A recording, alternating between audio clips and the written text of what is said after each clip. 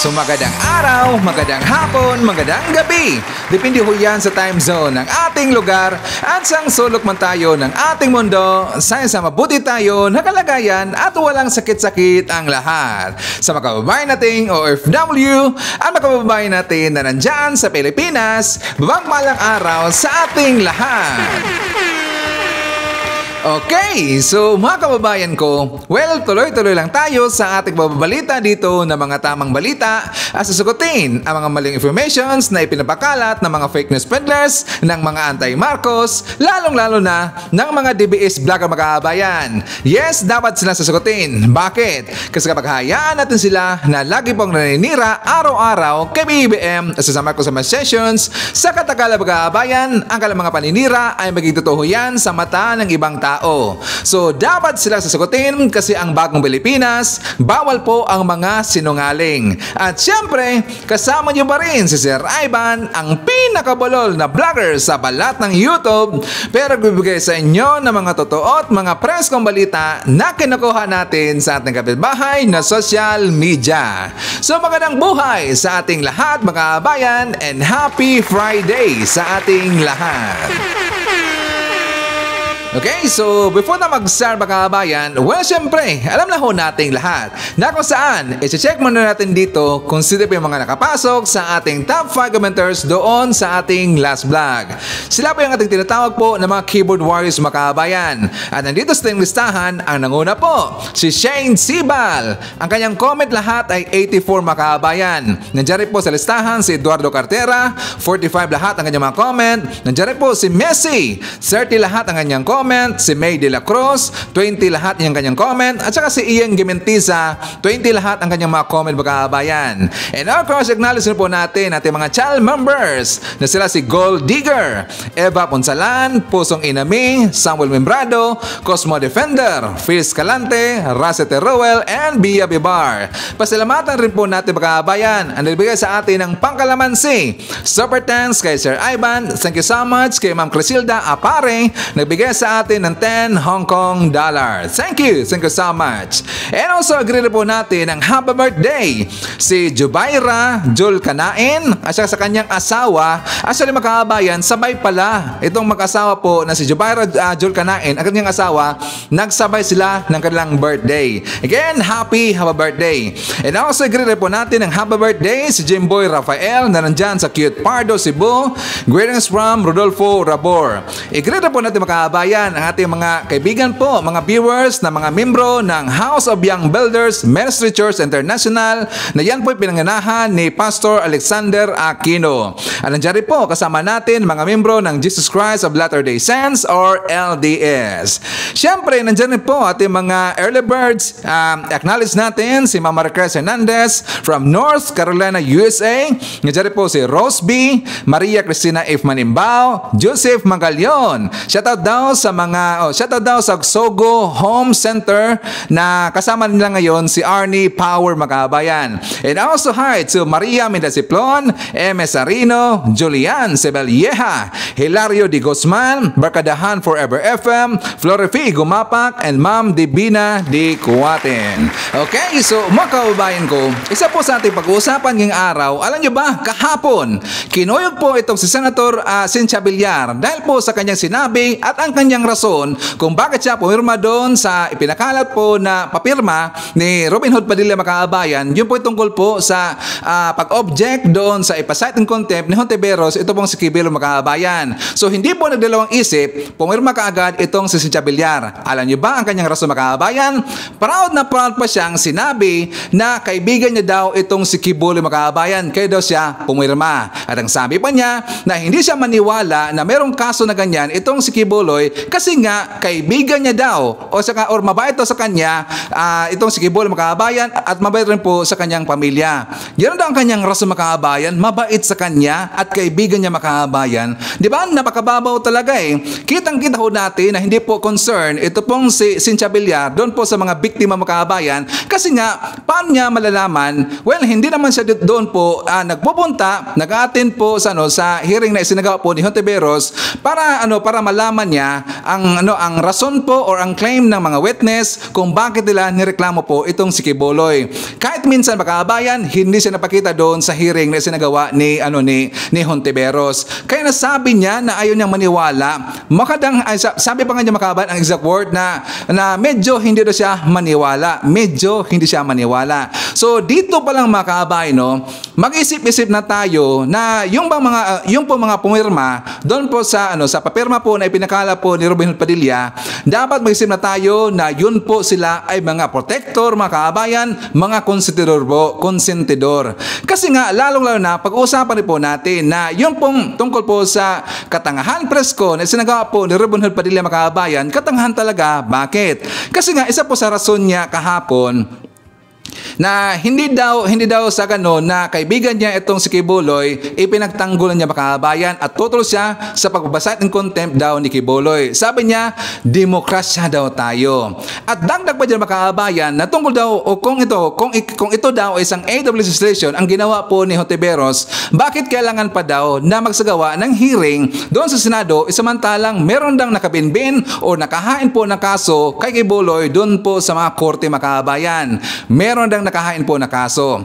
Pero ang nakatawa kasi dito, hindi ba niya or nakalimutan ba niya? 'Di ba naalala ba natin yung kaso po ni Mayo makabayan? Yung si Mayo yung na-involve po doon sa drugas, saka 'di ba grabe yun makabayan? Kasi nga si Mayo, meron po siyang kaso before pa nagkaroon po ng hearing doon po sa Senado makabayan at nandoon rin po itong si Senator Robin Hood Padilla. And secondly, nangyari po, naalala ba natin yung si Ate LB, yung nabulag makabayan kasi nga binugbog. 'Di ba kinasuhan po yung kapitan doon. Before pa napunta doon yung issue na yun doon sa Senado, meron na pong kaso yung pong kapitan makabayan. Pero nagkaroon pa rin po dito ng hearing. At nandun rin po yung si Robin Hood Padilla makabayan. Nakalimutan ba niya? So dito po nakikita natin na meron talagang favoritism at selective talaga ang ginagawa po dito ni Robin Hood kasi nga kaibigan niya at meron siyang utang na loob doon po kay Kibuloy makabayan. Sabi niya, demokrasya tayo, gunggong talaga eh. At saka alam nyo ba na meron pong nagsalita ngayon yung netizen na si Aling Marie makabayan kasi nga itong si Cynthia Villar kinuyog po. Kasi nga nung narinig po ni Aling Marie, ito pong rason po ni Cynthia Villar doon po sa rason niya kung bakit siya pumirma doon sa ginawa po na papirma po ni Robin Hood, talagang binulyawan niya makabayan, sinabon po. Kasi nga nakita po ni Aling Marie, yung netizen po na ipapakita natin mamaya, nakita niya kasi na walang concern po si Cynthia Villar doon po sa mga biktima makabayan. And of course, pag-uusapan rin po natin. Ito rin napakainit po na usapin ngayon. Di ba mayroon pong nakita na bago, lately lang makabayan, di ba mayroon pong malaki na daga na nakita lang po doon sa NAIA Airport?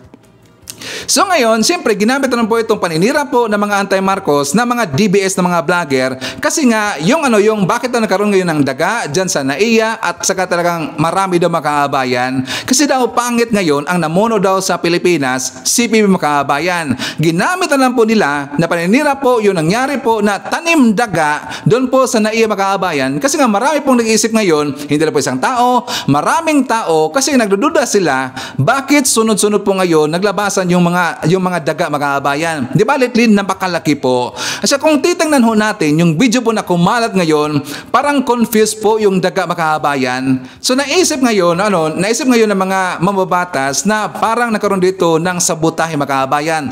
Tanim daga daw. At pati po yung mga netizens, ipapakita ko mamaya ang kanilang mga sinasabi dahil nga nagdududa sila at alam rin po nila ang behavior po ng daga na tungkol po sa nakita natin sa video makabayan na hindi daw ganon ang behavior ng daga kapag lalong-lalo na maraming tao makabayan. At syempre pag-usapan rin po natin, alam niyo ba? Siguro alam po natin na nagkaroon po dito ng rally yung Laban Kasamaang Bayan at nandun po itong syempre yung mga membro po ng KOGC at saka nandun rin po nakita natin na nag-speech yung pong si Attorney Trixie Cruz makabayan or Trixie Cruz Angeles. Siya nga pala, sino bang nakakaalam sa atin dito na si Attorney Trixie Cruz na makabayan, hindi na to si attorney, siya daw ay na-disbar. Yun pa, yun lang po ang aking narinig eh. Totoo ba? please i-comment nyo dyan sa baba. Kasi nga may nakita ko na nag-comment doon sa live po ni Trixie Cruz. Sabi niya na hindi na daw attorney itong si Trixie Cruz Angeles. At ang nakakatawa kasi sa kanilang isinagawa po na rally kahapon, alam niyo ba na tinawag po na sinungaling si Trixie Cruz mga kababayan?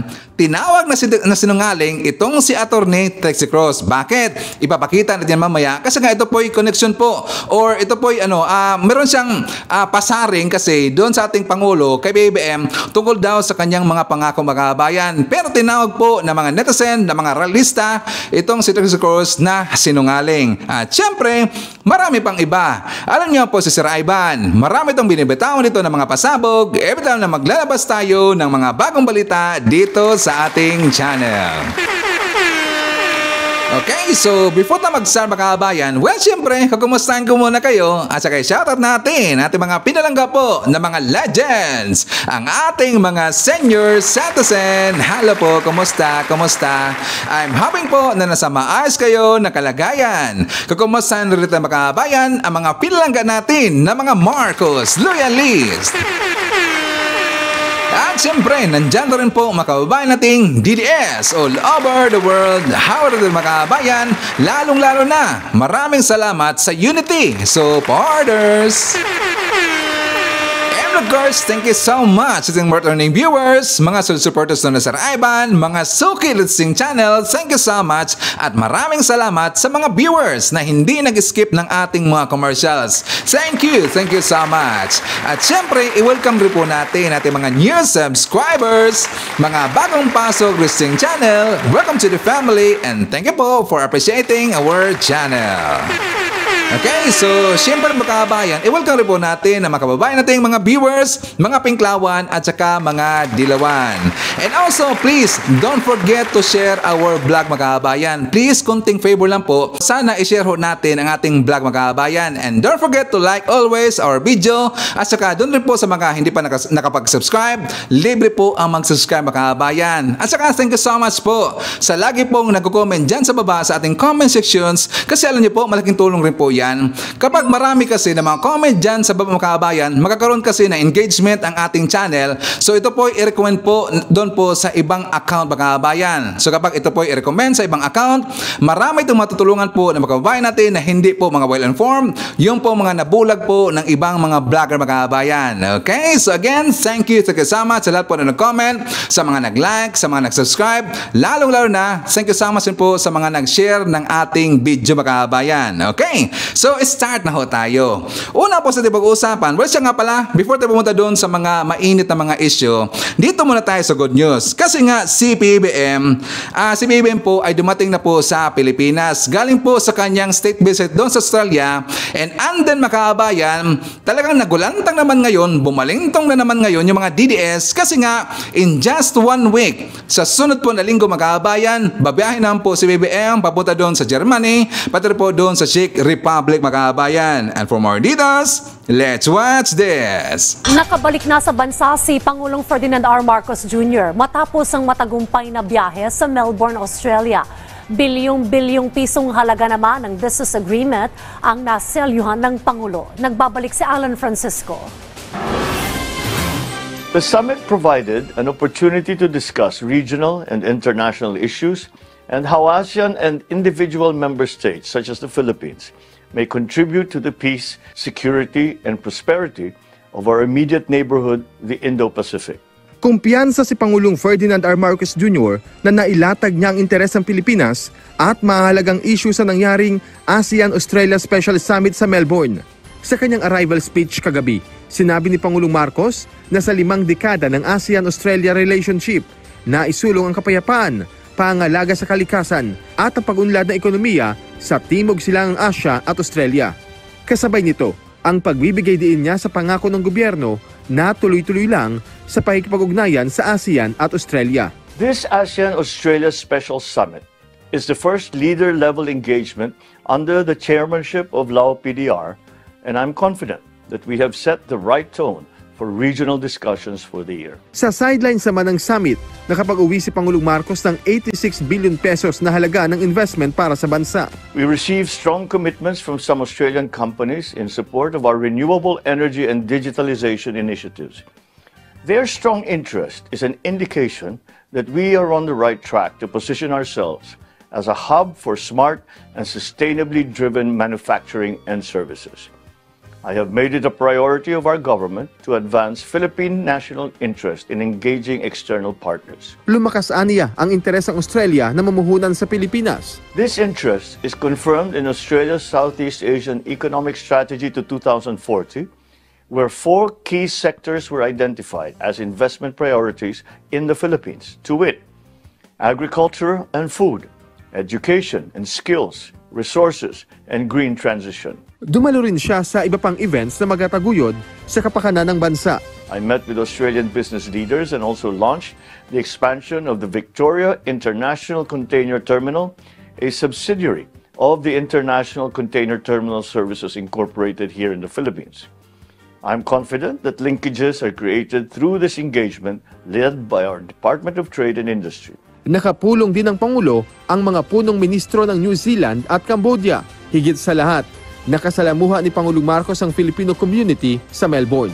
I recognize their positive contributions to both Australia and the Philippines and called our kababayans to support our agenda for social and economic transformation through Bagong Pilipinas. Samantala, suportado ni Pangulong Marcos ang akbang na mapabilang ang Australia sa ASEAN. Well, I cannot see why that would not be a good idea. Australia has already been a very active part of ASEAN. And for all intents and purposes, really, in all but name, they are already members of ASEAN. Yes, I think they would be very welcome to join ASEAN. Biyaheng Europa, sina Pangulong Ferdinand R. Marcos Jr. at First Lady Liza Araneta Marcos sa susunod na linggo o mula March 11 hanggang March 15. Inimbitahan ni Prime Minister Petre Fiala ang Pangulo para sa state visit sa Czech Republic nang bumisita ito sa Pilipinas noong 2023. Habang working visit naman sa Germany ang naging imbitasyon ni German Chancellor Olaf Scholz. Inaasang mapapalakas ng pagbisitang ito ang bilateral relations ng Pilipinas sa dalawang bansa at mapapaigting ang pagtutulungan.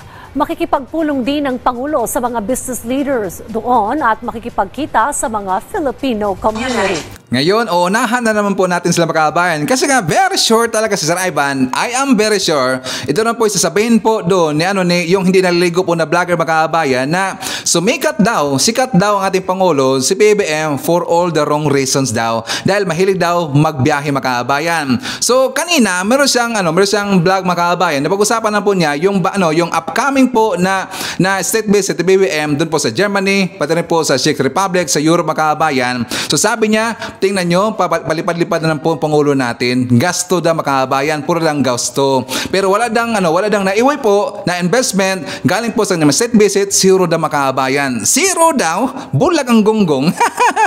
Gusto lang manira eh. So tingnan nyo na talagang magkaka-stress sila. Yung mga anti-Marcos, kapag meron silang marinig po, nalilipad naman po, babahin na po ang ating Pangulo doon po sa ibang lugar makabayan. At yan po hindi lang maisip na malaking tulong ho yan yung paglipad po ni BBM doon po sa ibang lugar kasi po makakuha po ng investment, mga investors ang ating Pangulo makabayan. Malaking tulong ho yan sa ating bansa. Okay?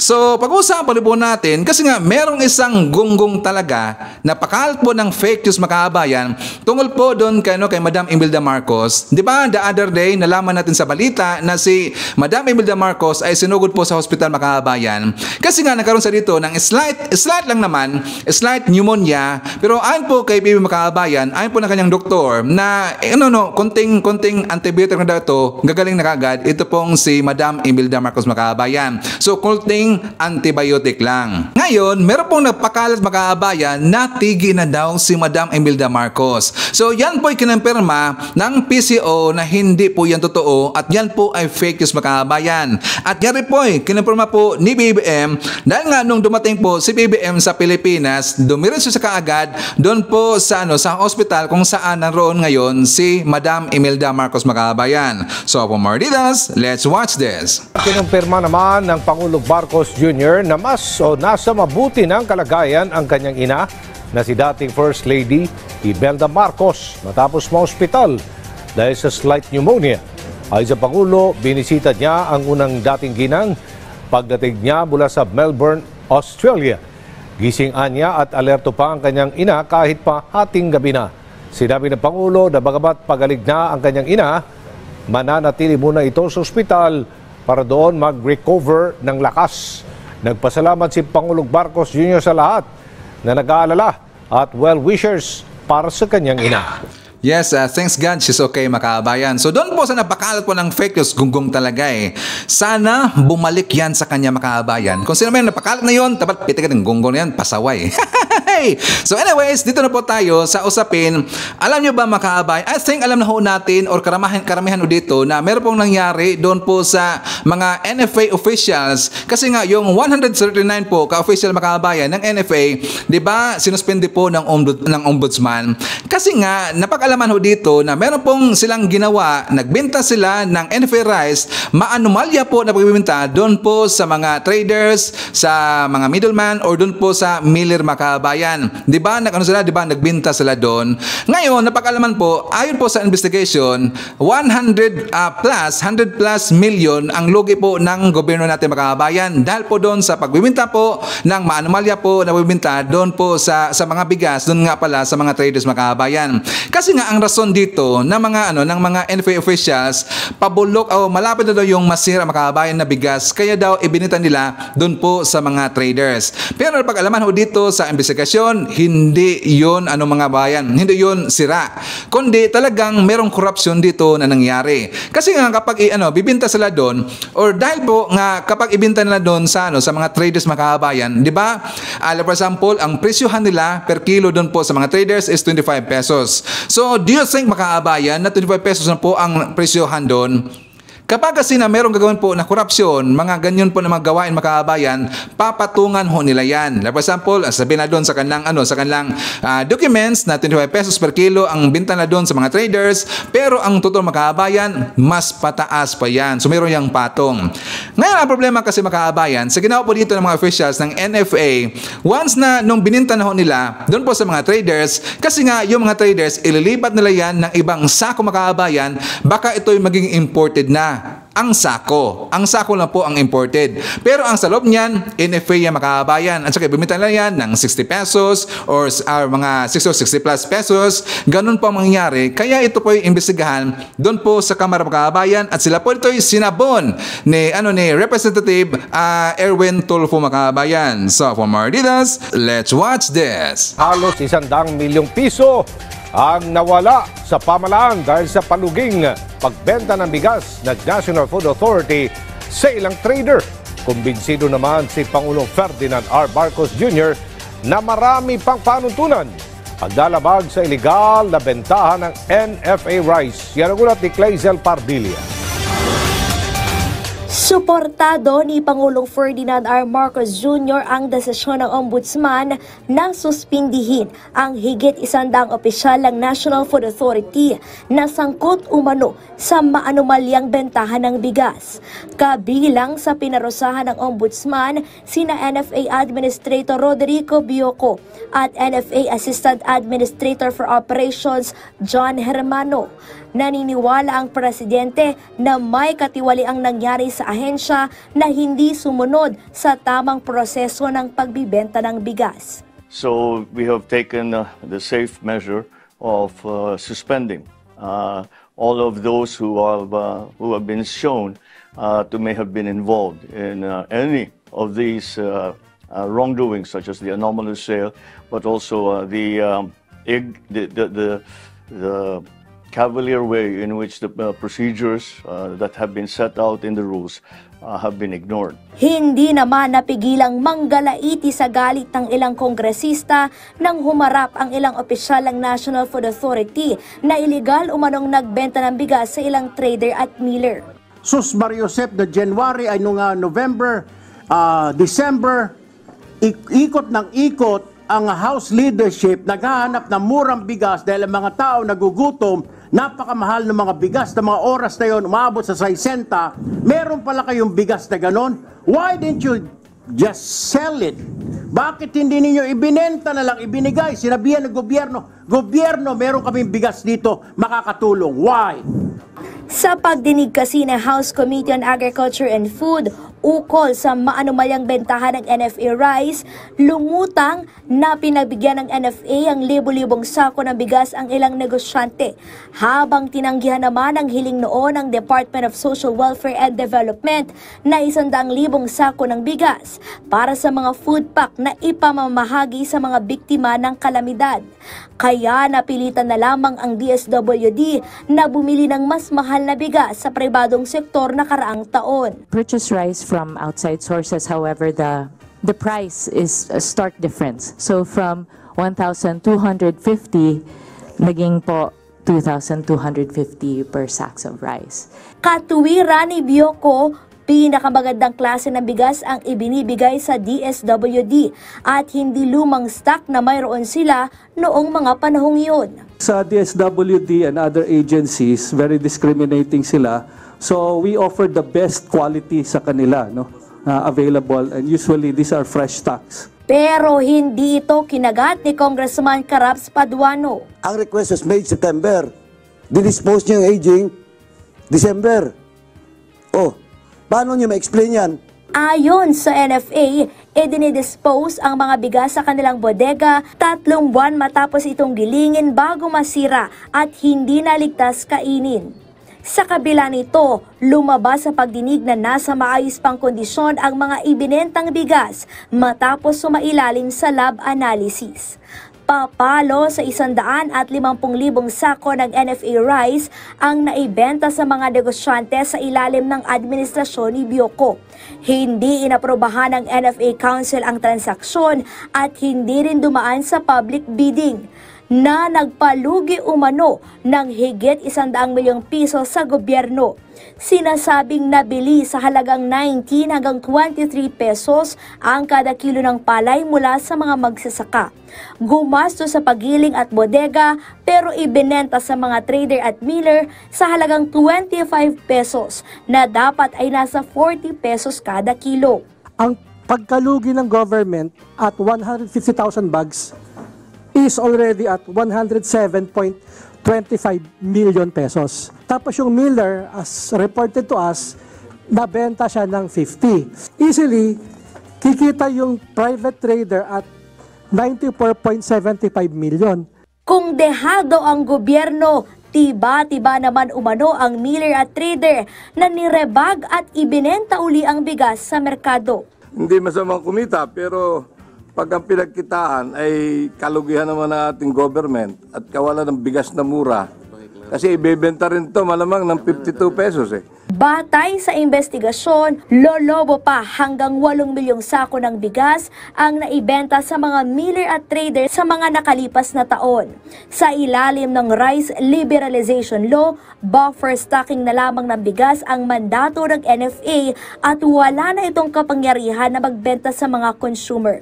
Kaya pagbibenta sa mga miller at trader ang isa sa naging kalakaran ng ahensya para maiwasan itong mabulok at umikot ang pera ng NFA na ginagamit sa pagbili ng palay ng mga magsasaka at pagpapasweldo sa mga tauhan ng ahensya. Bagay na pinuna ng ilang kongresista. But under the law, you have only 5 options to do that. Number 1 is public auction. Number 2 is sale through negotiation. Number 3 is barter. Number 4 is transfer to other government agencies. And number 5, destruction or condemnation. Dahil dito, nakatakdang magsagawa ng backtracking ng Department of Agriculture sa mga naging transaksyon ng NFA sa mga nakalipas na taon. So in short mga kaabayan, meron talagang nangyari po na korupsyon doon po sa pagbibenta po na illegal po pagbibenta po ng bigas ng NFA doon po sa mga traders mga kaabayan. Kasi nga siyempre may under the table yan eh. So meron pong korupsyon na nangyari. Ito kasi ang nakagalit po dito sa mga korap mga kaabayan. Talagang sana malinis na ho yan. Kasi nga ang kawawa dito ang taong bayan mga kaabayan. Na instant po, makinabang dito mga kaabayan ay ang taong bayan. Pero binulsang lang mga kaabayan. Diba? Yun kasi nakakalungkot eh. Sana malinis na po yung mga korap eh, para po unlad ang Pilipinas. So anyways, papakita ko na sa inyo yung pong nangyari na rally kahapon mga kaabayan. Isinagawa pong rally po ng SMNI, yung Laban Kasamang Bayan. Kasi nga nakita natin po sa video at saka meron pong na-forward nga pala. May na-forward kasi sa atin dito na isang video na nagsalita doon sa itong si Attorney Trixie Cruz makabayan, pero sinisiraan niya si BBM. Yung tungkol daw sa sabi niya na sana daw yung pangako ni BBM na yung pagkain, yung bigas, at saka marami pang iba tungkol daw sa kuryente. Sinabi niya na pangako makabayan, samantalang alam niya na hindi yun pangako. Kasi nga, di ba, nakapagtrabaho naman siya noon mga kabayan in just a short time na nakasama niya si BBM at alam niya na hindi po yun pangako, yun po ay aspiration or isang ambisyon po ni PBBM makabayan. So for more details, let's watch this. Wala pang 2 taon ng administrasyon. Maaga pa lang nakalimutan na lahat ng pangako. Hindi ba yung pagkain, pangako yun? Hindi ba yung murang bigas, pangako yun? Hindi ba sinabi aayusin, kuryente, tubig, internet? Di ba pinangako lahat yun? Nasa na yung pangako? Sinungaling! Sinungaling! Sino ang sinungaling makabayan? Hey! Diba? Mukha talagang siya pong sinabayan doon. Sinungaling! Kasi nga, first and foremost, alam niya na hindi po yun pangako, hindi po yun, wala pong sinabi na pangako po si BBM, kundi ambisyon niya na yun po ang gusto niyang mangyari sa Pilipinas. Baba po yung presyo ng bigas, magkaroon tayo dito ng food sufficiency, at saka maayos po yung mga bilihin natin dyan sa Pilipinas, baba po yung presyo ng ating bilihin. So yun po ay hindi pangako, bagkos, yun po ay isang ambisyon makabayan. Kaya nga, feeling sa atin dito, siya po yung tinawag po na sinungaling makabayan. Nakatawa siguro nakahit na naman to ng fentanyl itong si Attorney Trixie Cruz makabayan. Kasi nga pala, ayaw ko na siyang tawagin po na attorney. Kasi nga, sabi ng iba na disbar na itong si Trixie makabayan, na disbar na daw, hindi to attorney na. Okay? So, for na tayo, but for that nga pala, siya nga pala, isa naman natin. Kasama natin ngayong araw si Rosel Yer Queros, nandiyan po si Ashen, Milagros Martir, Ribaya Edith, Zaira Co, Brian Baltazar, Arceli Gibero, nandiyan po si Erwin Sinorin, Alex Lamsen, Rosemary Digay, hi to Jovi Montero, Alex Rosario Dombreki, Bobby Prejoles from Ontario, Canada. Nandiyan po si Evelyn Garcia, Sir Drew Barbasa, Shannon Reyes, Nida Guzman, and hi to Stephen Santos. Okay, so ibabalik ko ka makabayan kasi nga before tayo pumunta doon sa sa katangahan po na presko ni Robin Hood Padilla, pag-usapan muna natin ito pong si Cynthia Villar kasi nga kinuig sa dito ng isang netizen, si Aling Marie makabayan. Kilala ba natin si Aling Marie? Kasi nga si Aling Marie, hindi niya nagustuhan dito yung sinabi po ni Cynthia Villar na pumirma siya doon sa sinagawa po na papirma po ni Robin Hood kasi nga kaibigan niya itong si Kibole makabayan. So klarong-klaro natin dito na ang kanilang pagiging senador, tumakbo sila bilang senador, hindi po para po sa taong bayan makabayan. Ang ibig sabihin, hindi sila makatao dito. Tumakbo sila bilang isang senador o naging senador na po sila dahil lang para sa kanilang kaibigan makabayan or sa kanilang personal na interest. So dito po, kinuig siya, sinabon po siya ni Aling Marie. So for more details, let's watch this. Senadora Cynthia Villar, kami po ay mga mamamayan na may malasakit sa mga nabiktima ni Kibuloy. Kami po ay walang pakialam sa inyong pagiging magkakaibigan. Sapagkat si Kibuloy, kung saan siya nakikinabang, doon siya nagpapakabuti. Pero sa mga ginawa niya, sa mga hindi niya napakinabangan, gaya ng mga nagrereklamo sa kanya, na sumuway sa kanya at malamang na pinangakuan niya ng kung ano-ano para lang makuha niya, na hindi niya tinupad, ay talagang kagalit-galit yan at kakanta ang mga yan para siya ay makasuhan. Alam niyo po, babae rin po kayo.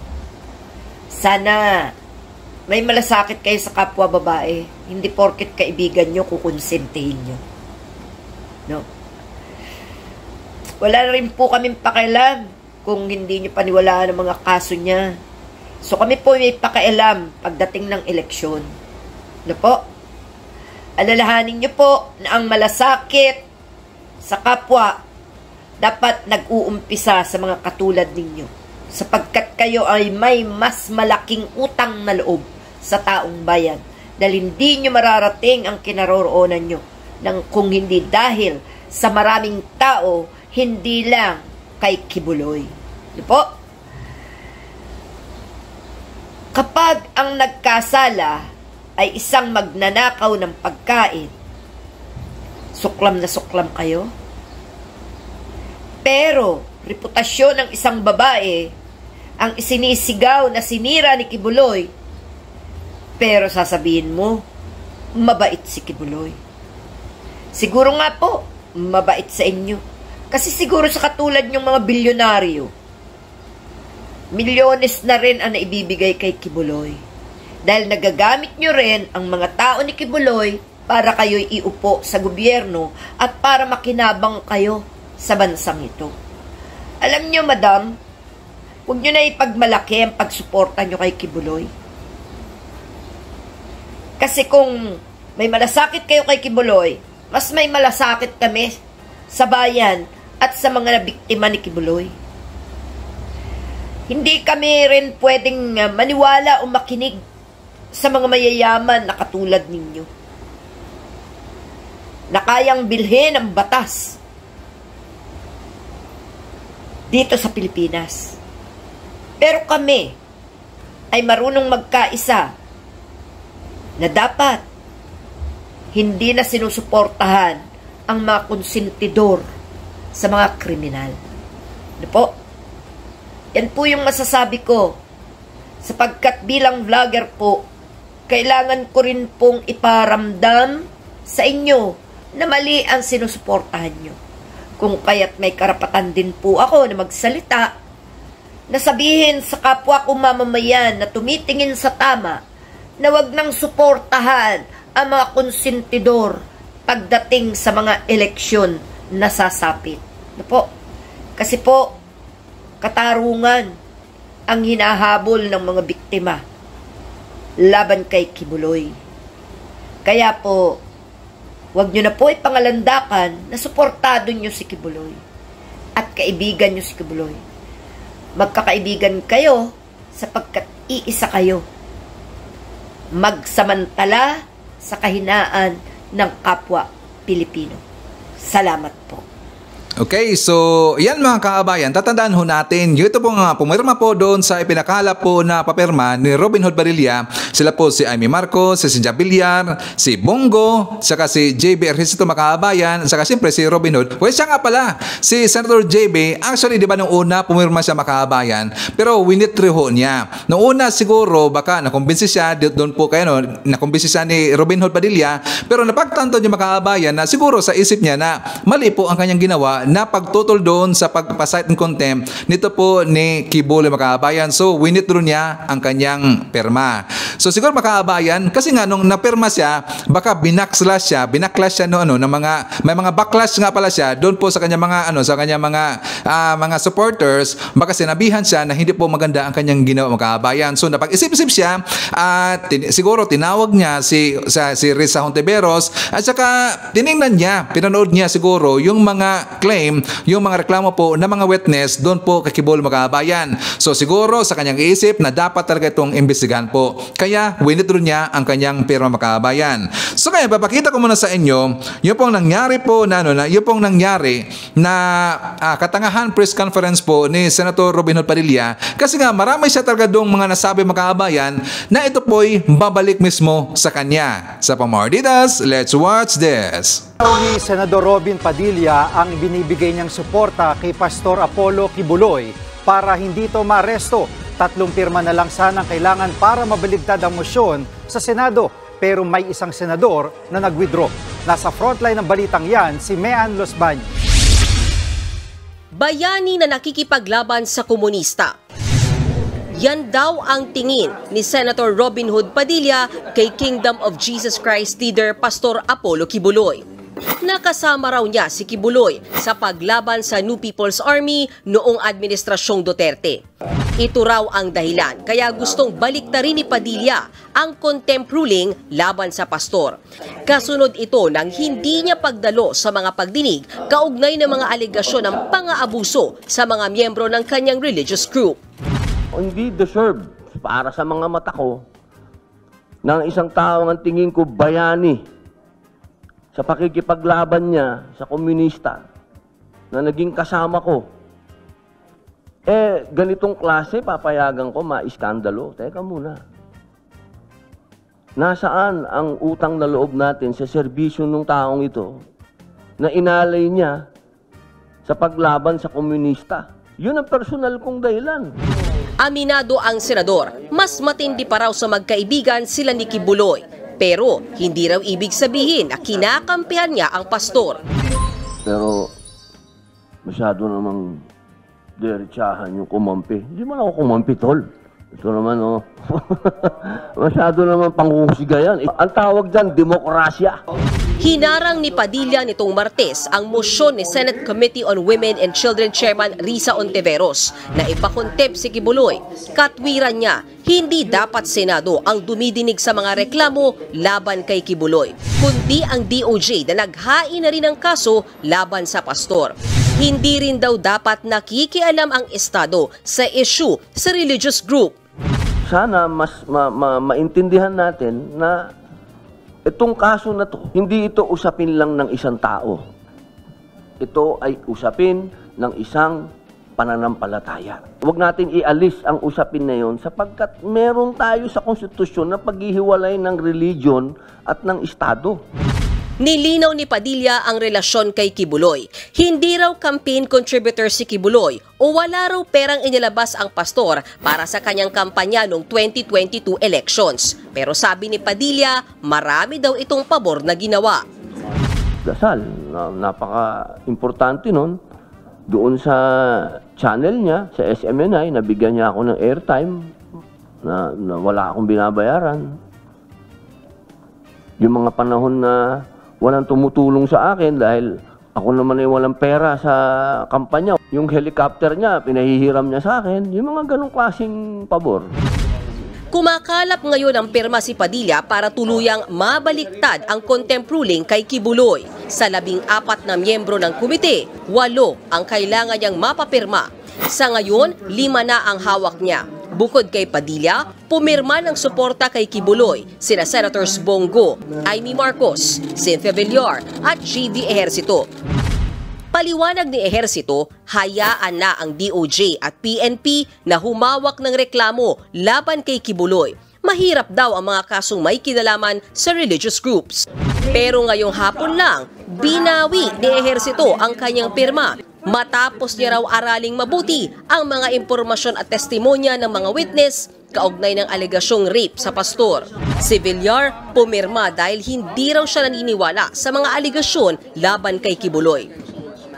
Mabait siya sa aming pamilya at nagtataka ako din sa case na yan. Kaya medyo hindi ako masyadong naniniwala din. Nilinaw din ni Villar na wala raw pabor na binigay sa kanya si Kibuloy noong eleksyon. Hindi ko na siya kailangan sa eleksyon kasi kaibigan ko siya. I don't worry about it during election. Napunta ako sa kanya pag birthday niya at may appearance shirt, not during election. Nakausap naman ni Padilla sina Senators Grace Poe at Raffy Tulfo pero hindi sila pumirma. Hindi pa sinasabi ni Poe ang dahilan ng pagtutol niya. Pero si Tulfo, nire-respeto raw ang desisyon ni Ontiveros na ipakontep si Kibuloy. Pwedeng mangalap ng perma si Padilla hanggang sa March 12. So tama talaga itong at ang ating analysis makabayan, 'di ba kahapon? Sabi ko tungkol dito kay Raffy Tulfo, nasa 50-50 siya makabayan. Kasi nga 'di ba, narinig rin po natin na ito pong si Tulfo ay makabiktima siya makabayan. Doon talaga siya pumapani po sa feeling niya na isang naging biktima po. Okay, so 'di ba alam niyo nakita natin dito na ang problema kasi ng ibang mamabatas, diyan kasi sila mabubulag makabayan sa utang na loob. Yan problema, yung utang na loob na yan. Kaya nga yung iba makalitsi-litsi dahil po po sa utang na loob, mga kababayan. Pero sana rin po, kung meron mo siyang utang na loob, doon po sa isang tao na nakatulong sa kanya kung bakit siya naging senador, mga kababayan, sana isipin rin po niya na marami rin pong bumoto sa kanya, hindi lang po yung grupo po na isang religious groups, mga kababayan, marami po.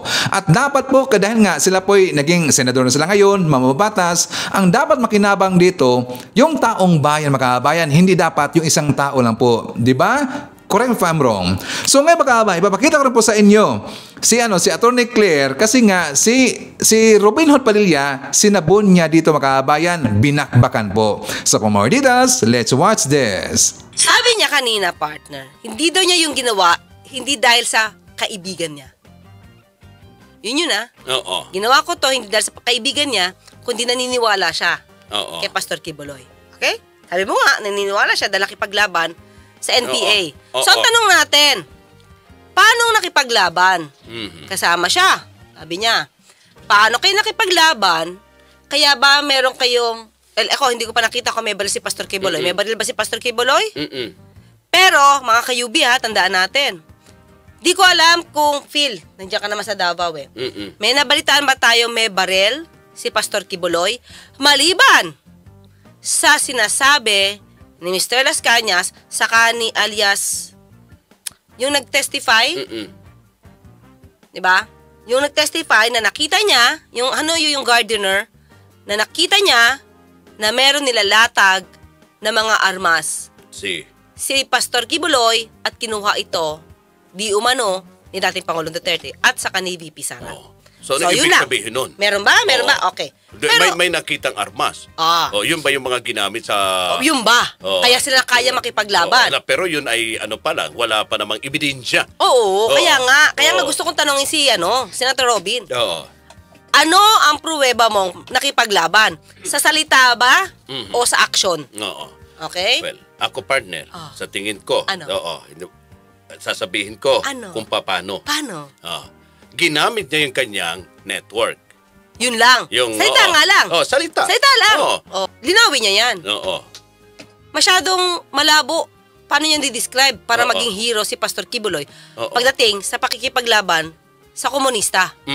Una, tanong natin, humawak ba ng baril yan? Diba? Ikaw, Senator Robin, humawak ka ba ng baril? Well, totoong meron. Meron ka pa nga mga baril na hindi dapat nasa sayo eh. Diba? Yung mga long firearms na hindi ka qualified magdala, meron ka. Paano kang nagkaroon? Kaya ito mga salita ni Senator Robin, ingat siya kasi babelta sa kanya yan. Diba? So nakipaglaban ba kayo? May armas ba kayo? Diba? Pangalawa, si Pastor Kibuloy ba may baril? Tandaan natin, Senator Robin. Diba? Sabi mo, biktima. Alam mo ba, inaral mo ba, yung nahuli kay Pastor Kibuloy sa US, sa Hawaii, 2018 pa yun, February 2018. Alam mo ba, na maliban sa $330,000 parte na nakuha sa jet niya, may mga parte ng barel na nakuha para pwede makapag-assemble ng rifle. Alam mo ba yun, Senator Robin Padilla? So, kung ito ay nahuli sa Hawaii, partner, hindi ng komunista. Paano mo siya matatagni? Paano mo siya makokonek? Diba? Don't tell. Ibig mo ba sabihin, gawa-gawa yung kwento sa US? Diba? Pangalawa, partner. Paano mo masasabi na biktima si Pastor Kibuloy kung mismo yung tao niya sa US na si Felina Salinas ay umamin sa korte na yung pera na $330,000 kay Pastor Kibuloy dadalhin from Hawaii papuntang Pilipinas na bawal. Kaya nga may kaso ngayon na bulk cash smuggling. At ang ipinarusa lang, partner, kay Felina Salinas ay false testimony. Dahil umamin. Hindi nga niya yan nakikita, partner. Ano, bakit? Bulag? Ang kanyang kinokonek lang, partner, between dito sa hearing sa Senado, plus, siyempre partner, yung kanyang dahilan kung bakit tutol siya na ipakontempt. Kaya nga. Oo. So, yung yung mga kaso dun sa ibang bansa sa US. Siya pake. Oo. Kaya nga. Kasi, baka sinasabi ng ating butihing senador, hindi naman nangyari yan dito Di gamitin niya muna yung utak niya, partner. Hindi pwede magkakahiwala yan. Diba? Hindi pwede magkakahiwala yung nangyari. Nandun naman ang kaso na-file na ba? May warrant na ka pala, no? May indictment na warrant na. Oo. So, nandun naman yun sa ibang bansa. Kaya, sinasabi nga niya rito, korte ang tamang lugar. Kaya nga. Oo. Kaya nga, Senator Robin, korte. Ang sabi niya rito, diba? Meron tayong korte at ang korte natin, yan ang simbolo ng justice. Tama. I agree. Pero, may kaso na sa US sa korte. Bakit di siya pumupunta? Ba't di siya nag-a-appear? Kailangan pa ng extradition? Kung wala kang kasalanan, you don't have to wait for the extradition. Ibig sabihin, ayaw mong umalis ng Pilipinas, kumukuha ka ng proteksyon sa Pilipinas at kailangan pa ng extradition bago ka isuko. Kasi bago ka isuko, magkakaroon pa ng hearing for extradition. Diba, korte na yun binoboluntaryo mo, Senator Robin, dapat sa korte. Sige, unahin na natin yung korte sa US. Diba, may kaso dun bakit hindi siya pumupunta? Biktima pa rin ba si Pastor Kibuloy? Senator Robin, pakisagot nga to. Diba? Pangalawa, partner, sinabi niya ganito. In aid of legislation ba to? Hindi siya naniniwala. Dahil daw si Pastor Kibuloy, yun yung relihiyon. Hala, tingin ko dapat medyo aralin mo ng konti ito, Senator Robin. Bakit? Hindi yung tao ang ikukonsider mo na simbahan. Diba? Hindi isang tao lang. Ibig mo sabihin, kapag kasi Pastor Kibuloy, totoong nagkasala, you mean to say, ang parurusahan buong simbahan. Parang mali naman yata yung idea. Kasi kung gagawa ba daw ng mga bill ngayon na maapektuhan ang Kingdom of Jesus, kasi kung in aid of legislation. So, ibig sabihin, kung in aid of legislation, gagawa ngayon ng batas na maapektuhan. So, ang religion. Paano maapektuhan? May separation ba? Kasi yun ang ibig sabihin. Ganito may yan, separation of religion. Ito, Senator Robin, may lawyer ka naman dyan. Ipatanong mo muna kung ano ba yung idea ng separation of state and church. Bago ka magsalita. Kasi baka di mo alam yung idea about that. Partner, yun ang dinig ko kasi sa hearing ni Senator Risa. May pinag-usapan about money laundering. Diba? Yun nga, cash smuggling yung trafficking, partner. Saka, iba kasi yung, ito yung nakikita ko, partner. Ano ang pwedeng mangyari kung mismong opisyal ng church ang nang-aabuso? Opisyal, hindi yung church ang pinag-uusapan dito, hindi yung faith. So, ano yung ng government abuso ng opisyal na hiding in the cloak ng church? Hindi, churchmen kami. Kasi sinasabi, may separation between the government, the state, and the church. So, ang nangyayari, partner, na abuso dahil taga-church kami. Ganun ba gusto ni Senator Robin? Yun ang sinasabi niya. Pero partner, ang separation of state and church, hindi yung iniisip niya. Ang pinag-usapan ng separation of church, hindi pwedeng makialam ang gobyerno sa faith mo. Halimbawa, gusto mo maging Muslim. Tapos, yung panahon kasi nung panahon nung may panahon sa Rome, na hindi pwede ibang relihiyon. Lahat dapat Christianity. Diba? So, yung mga ibang relihiyon, parang, inostracize nila. Yun yung bawal. Pero teka. Ibig sabihin, partner, you have the freedom to choose your own religion. Ito bang, Kingdom of Jesus Christ, religion ba ito, partner? Sabi nila, oo. Paano ba natin maano to na isang Hindi, religion? okay. Base, Kasi syempre sa records, religion sila. Oo. Religion sila. May Oo. faith sila. Okay. But kung kulto sila, partner, it depende na yan sa practice nila. Oo. So, kung kulto, di ko sasabing kulto, partner. Kung ang isang organization ay lumalabas na kulto, Oo. dahil sobrang pahirap, Oo. sobrang pahirap na namang opisyal na to, yes, master, baka hindi na siya religion. Okay. So, tingin ko dapat, Ano na yon? hindi ano yon. Hindi kasama yun sa freedom Oo. na ibinibigay ng constitution natin. Oo. Diba?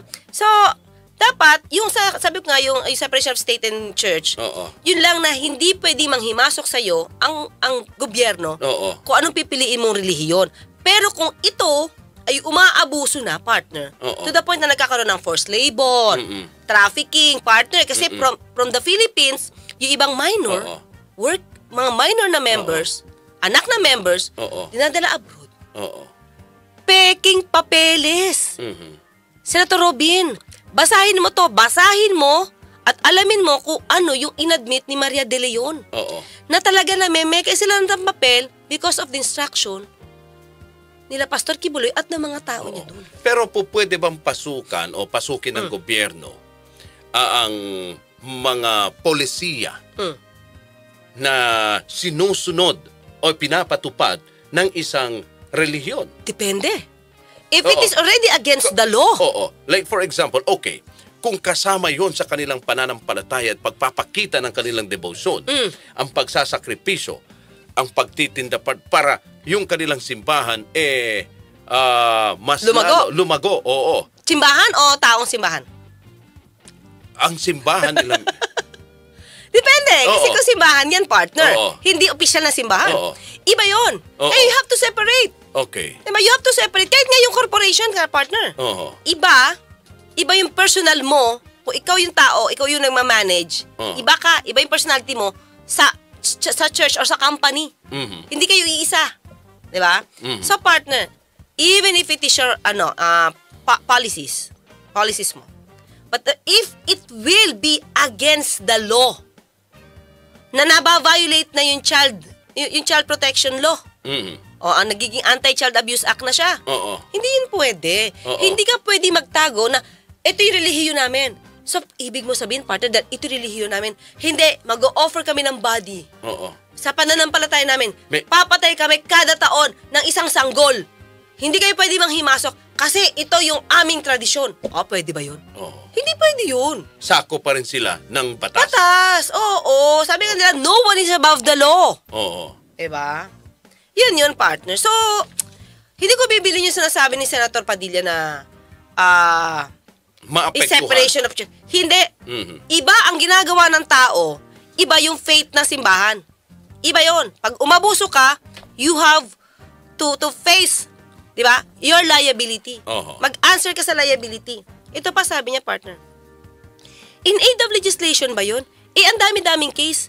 Meron sa House, meron sa Senate. Nai-iskandalo na yung simbahan.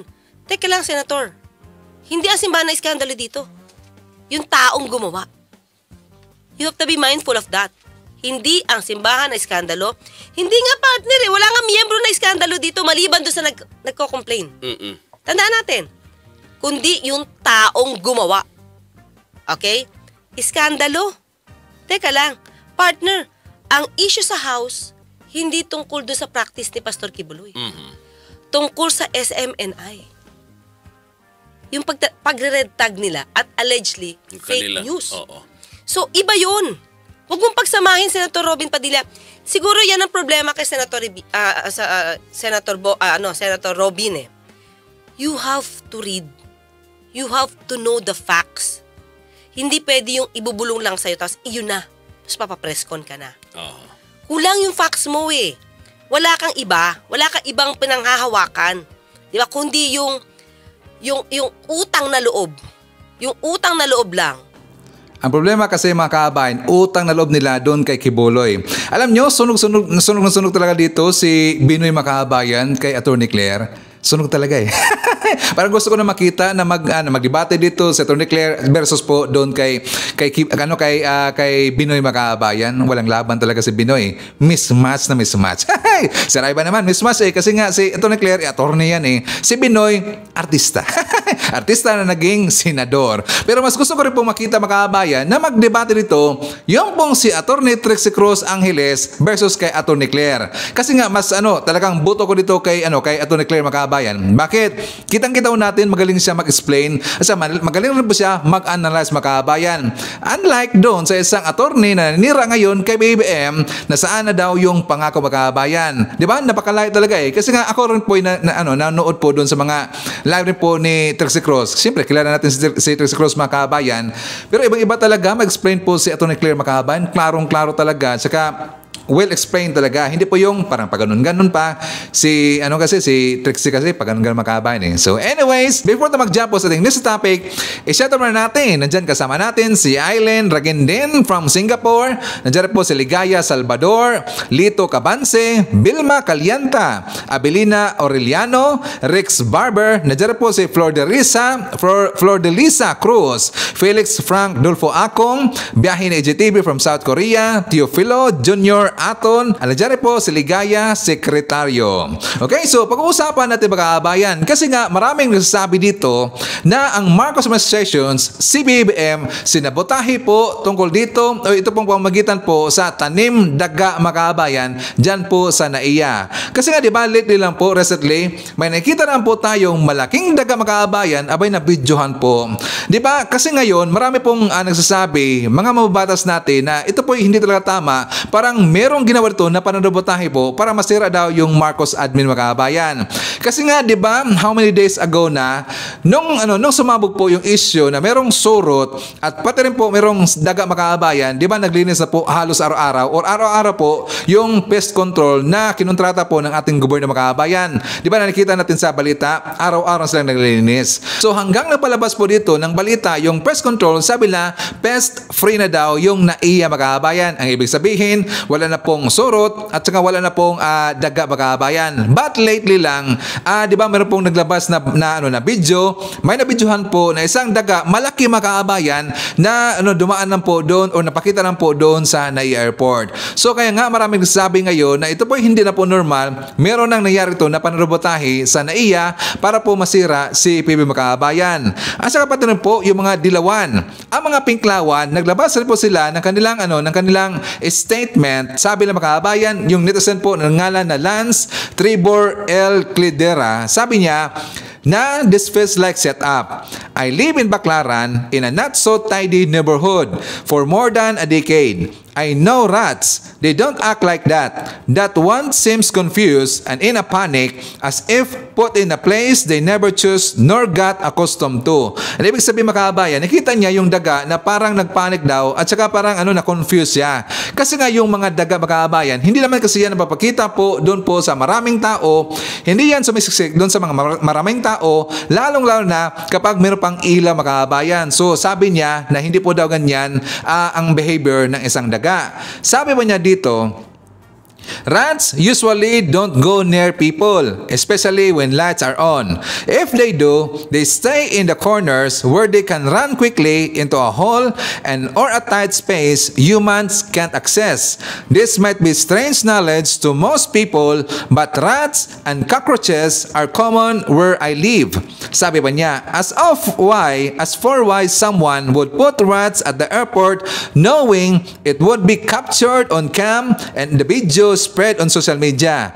I don't think it's to attack the regime this time because a would-be response, a privatization plan has already been prepared. Dagdag pa niya dito, it seems like they may be using this tanim daga to create a justification for the privatization of the airport. Very underhanded if so. So yan nga Makabayan, sabi na marami pong nagduda dito ngayon ng mga netizens na yan po ay tanim daga Makabayan.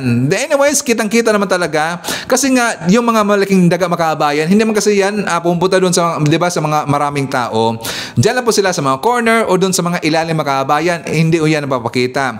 Pero doon po sa nakita natin sa video, kitang-kita ho natin, para sa akin yun po talaga ay tanim daga Makabayan. pananabotahe po sa ating gobyerno, pananabotahe po kay PBBM. Di ba? So what do you think, mga kabayan? Please comment down below. At syempre, yan po ating manakalap ng mga balitang ngayong araw. Kung nakaabot ka po sa portion na to, sana nakapag-like na ho tayo. Libre po mag-share, libre din ang mag-subscribe. Again, maraming salamat sa mga viewers na hindi nag-skip ng ating mga commercials. Thank you so much.